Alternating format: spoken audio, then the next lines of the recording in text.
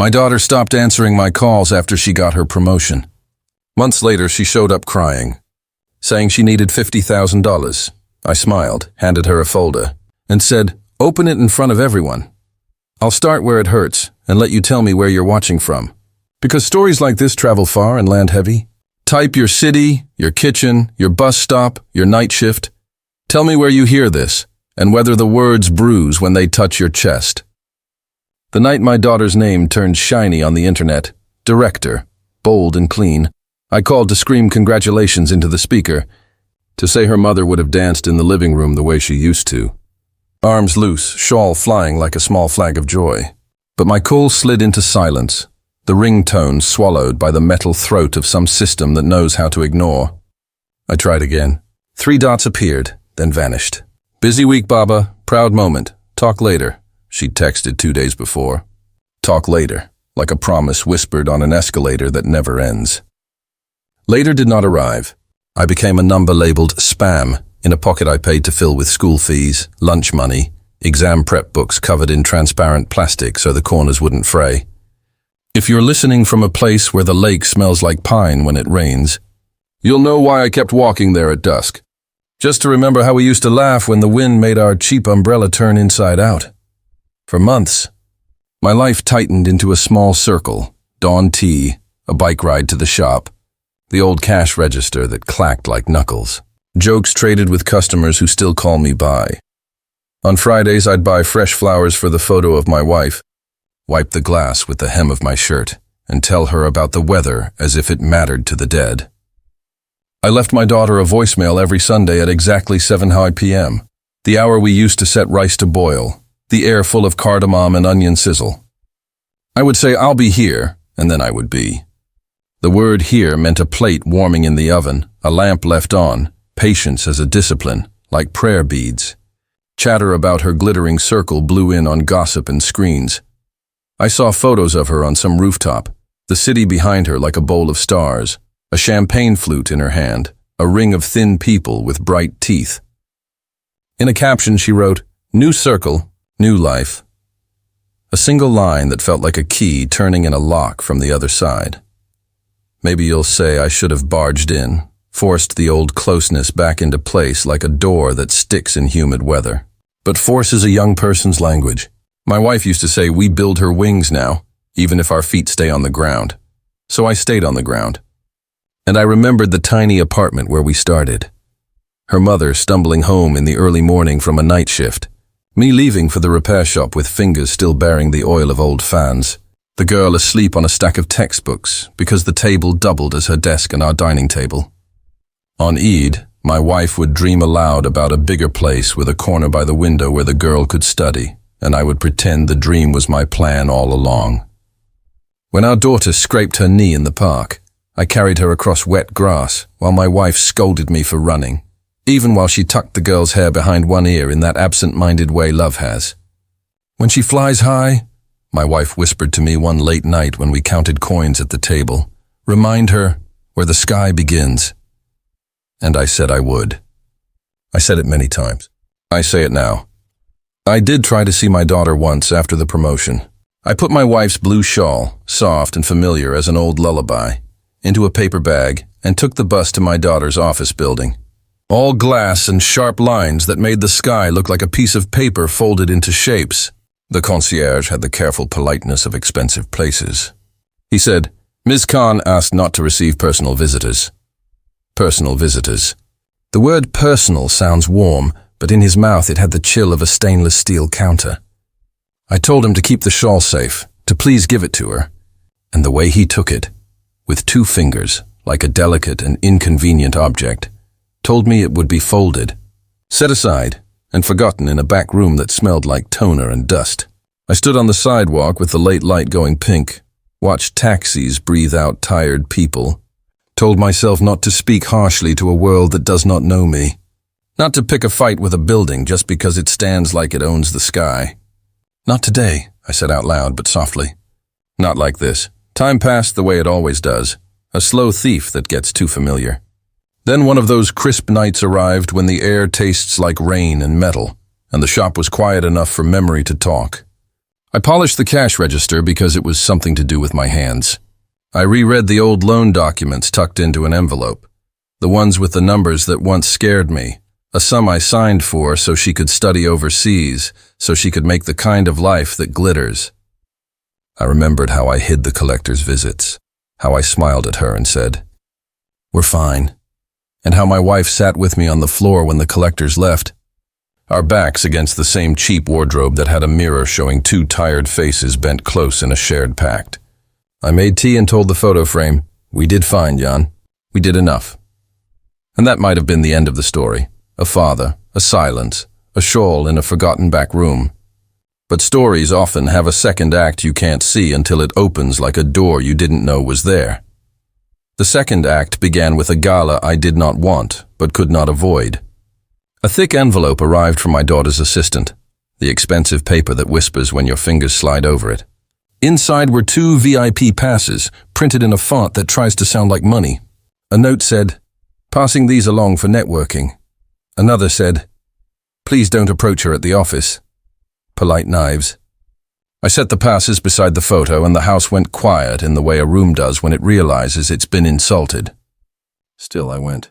I put on my pressed shirt, polished my shoes until the leather looked like night and took the bus downtown.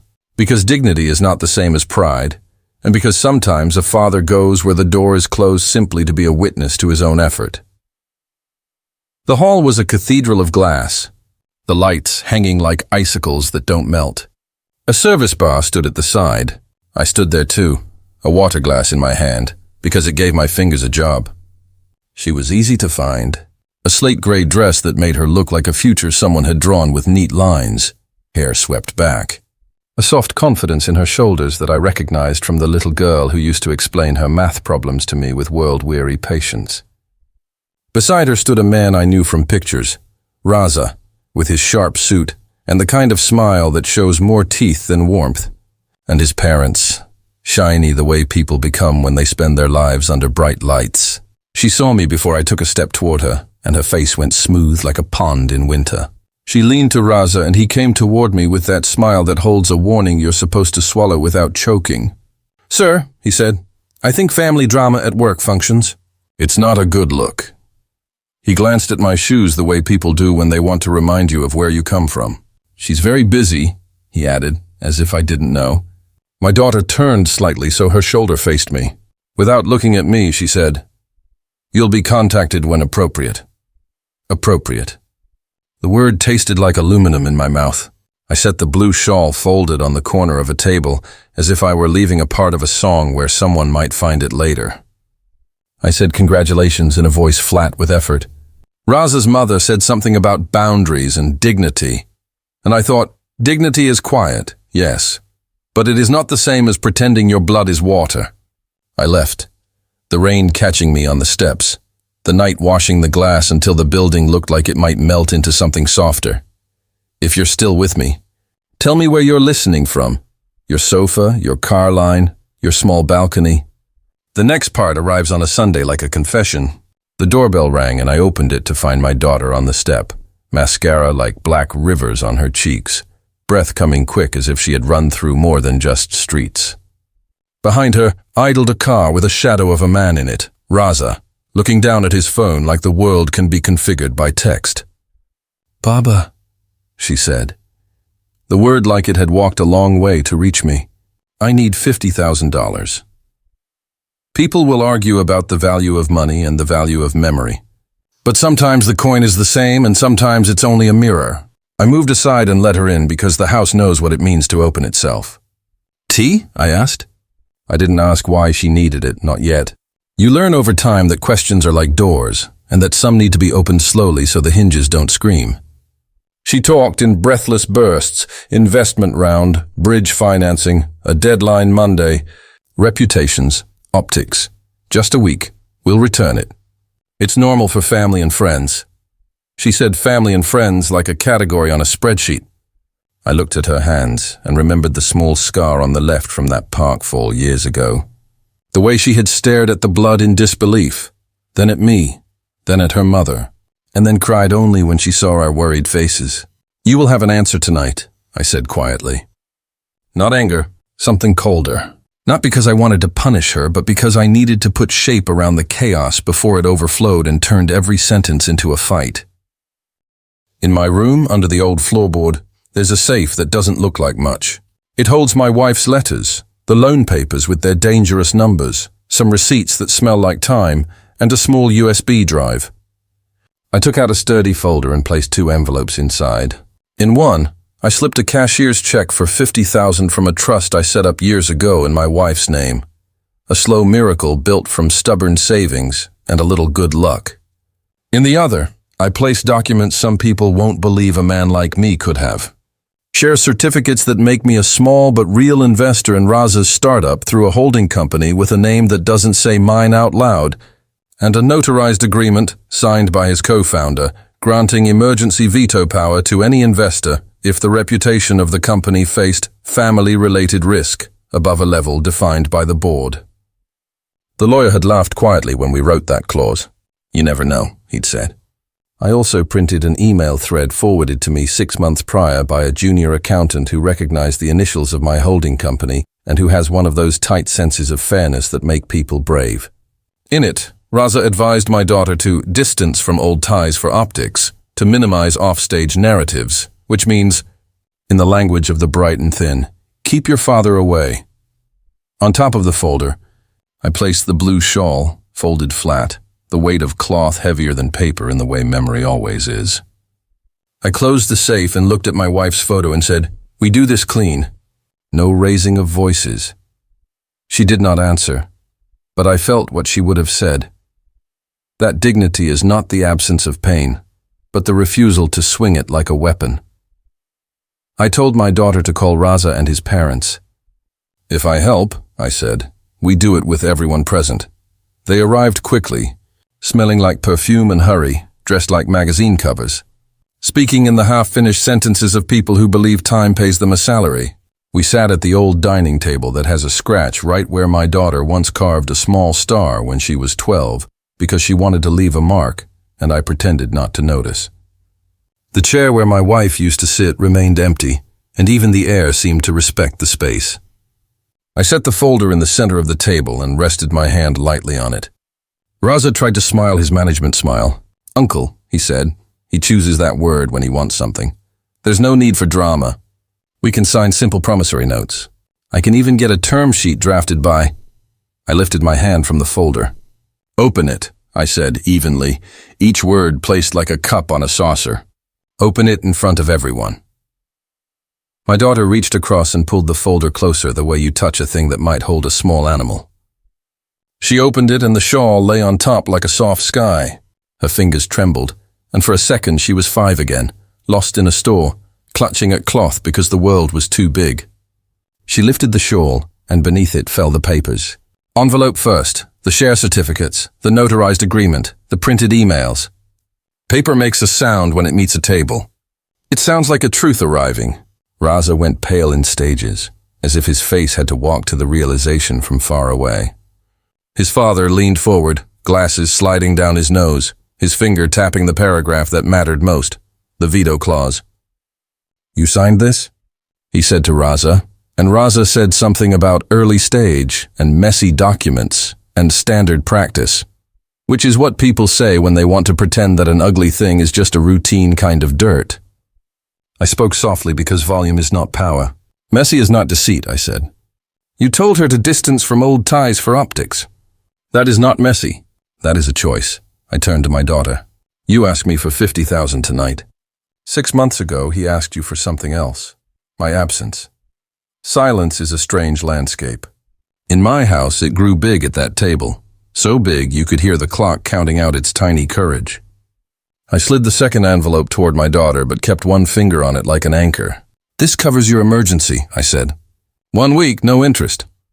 I watched Raza's mother's lips part in relief, then freeze when I continued. "We attach conditions. Simple ones.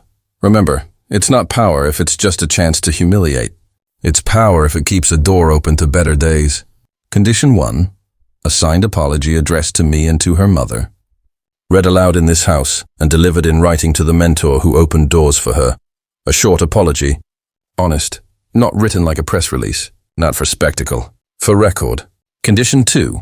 Sunday calls at 7 p.m. Again, no assistance.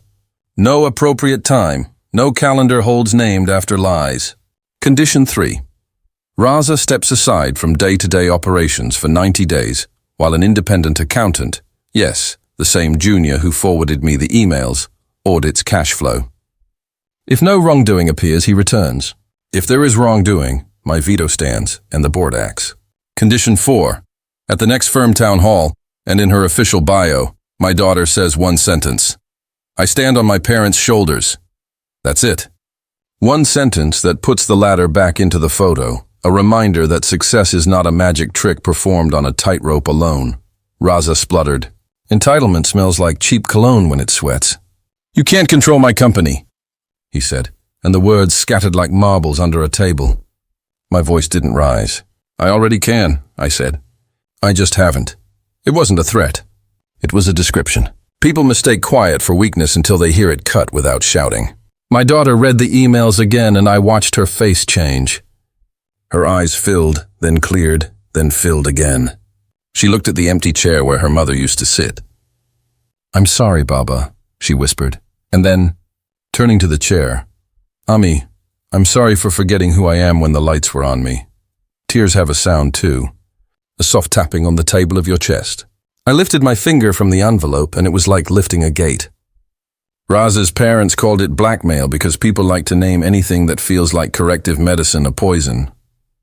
I met their eyes gently. No, I said, this is memory. And terms. They didn't like the line because truth rarely comes dressed in their preferred fabric. Papers were signed. The accountant was called, voice shaking but firm, a good sign. I transferred the money. My daughter folded the shawl around her shoulders and became, not a child again, but exactly the adult she always wanted to be, the one who knows the cost of things and the price of forgetting them. At the door, she hesitated like a person who's half afraid the spell will break if she moves too fast. Sunday at 7? She asked. I'll be here, I said, and I meant the words in the deep way you mean something when you have swallowed hurt and turned it into a promise you intend to keep. After they left, I made tea for 2. Habit is a stubborn friend. I set 1 cup by my wife's photo, the steam rising like a small prayer. The house breathed. The rain started again, gentle enough to sound like forgiveness on the window. I thought about justice and how people picture it as a hammer hitting a table, but sometimes it's a folder opening. Sometimes it is papers set in order. Sometimes it's saying, read this out loud, and letting the words do the work while you sit with your hand steady on the wood. I thought about the way she said Baba, the first time she said it as a baby, and how now, after the long quiet, the word came back shaped like a plea, and then like an apology, and then like a promise. I tasted the tea and it was a little too sweet, the way my wife liked it. For a long time I sat in the lamplight, and I could almost hear my wife's laughter at the end of a sentence I couldn't remember, as if she had dropped by to say, "You did it clean. You didn't waste your temper." It took me years to understand what my wife meant when she told me to remind our daughter where the sky begins. The sky begins at the ground you stand on together. It begins at the small table where you divided the last piece of bread into 3. It begins at the bus you took to work, and the umbrella that collapsed, and the laughter that followed anyway. It begins with a photo frame wiped on Fridays, and a shawl folded for a daughter who had no time to say thank you, who remembered how to say sorry when her pride sprung a leak. People like Raza believe the sky begins on rooftops under string lights. But string lights tangle. They do not carry weight. A shawl carries memory, and paper carries history, and the hands that lift either do so because they are strong in the quiet ways. In the weeks that followed, the audit did its slow, honest work. I did not ask for updates every hour, because impatience is just another kind of fear in a different shirt. I went to the shop. I sold a heater to an old man who told me his grandchildren were coming, and I wrapped the cord carefully because he reminded me of myself.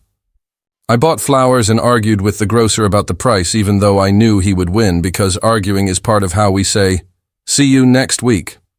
On the first Sunday at 7, my phone rang on time and my daughter's voice came through the line like a bridge near completion. Steel, rivets, something that holds. We didn't talk about money. We talked about biryani and how hers always sticks at the bottom of the pot because she tries to rush it, and I told her to trust the steam, to let it do what it does. She laughed, surprised at her own laughter, and I heard the old music of her childhood in it. On the second Sunday, she asked if she could come over and cook, and I said yes, but bring your own onions because mine are stubborn. She groaned, and I smiled at the ceiling. The audit revealed nothing criminal, only carelessness wrapped in big words. Raza came back with a smaller voice and a lower chair. If you're hoping for a grand humiliation, a public collapse, I'm sorry to disappoint you. Humility is made of 1,000 small bendings, not one kneeling. He sent a message to the family group, one we hadn't used in months, saying, I apologize. I did not reply. Not because I wanted to hold power over him, but because apologies should land on the person they injured. He owed my daughter more than he owed me. Her bio changed. At the bottom of a list of degrees and achievements and cities, a simple line appeared. I stand on my parents' shoulders. My chest hurt in a good way when I read it. The way you feel after a run that proves your legs still belong to you. On a midweek evening that smelled like rain again, because maybe stories like symmetry, she came over without warning, carrying fresh coriander in her laptop. We cooked. She showed me slides for a presentation I didn't understand but pretended I did, because pretending can also be love. She took the shawl from the chair where she had left it and wrapped it again, then carefully folded it and placed it back on the chair. Here is home, she said, half to herself. Here is where the sky begins. I thought of writing that sentence on the wall, in small letters near the light switch, where we'd see it every day but not feel watched by it. I didn't. Some sentences belong to the air. You might be listening from a place where your own child has built a new circle, where you stand outside the glass and watch their life like a movie playing in a language you used to share. Or maybe you're the child who has drifted so far you no longer smell the cardamom that raised you. If so, know this. Doors don't slam by themselves. Hands push them, and hands can pull them open again. Justice, when it comes from love, should not be a spectacle staged for the applause of strangers.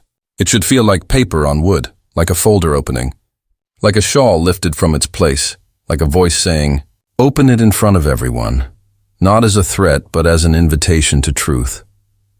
When I think about that night at my table, what returns is not Raza's face paling or his parents sputtering.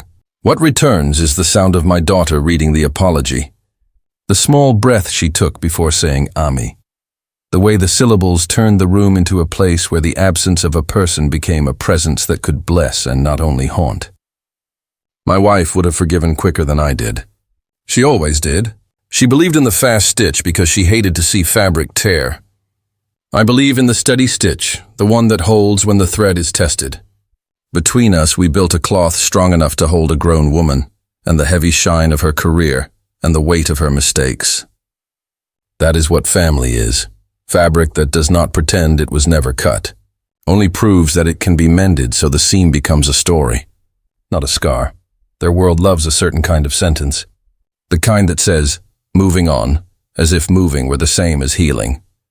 We didn't move on, we moved in, back into Sunday evenings, into jokes that don't quite land but land enough, into recipes measured not in grams but in pinches and patience, into the quiet knowledge that people who love you can call you back from the edge of the roof with a single sentence.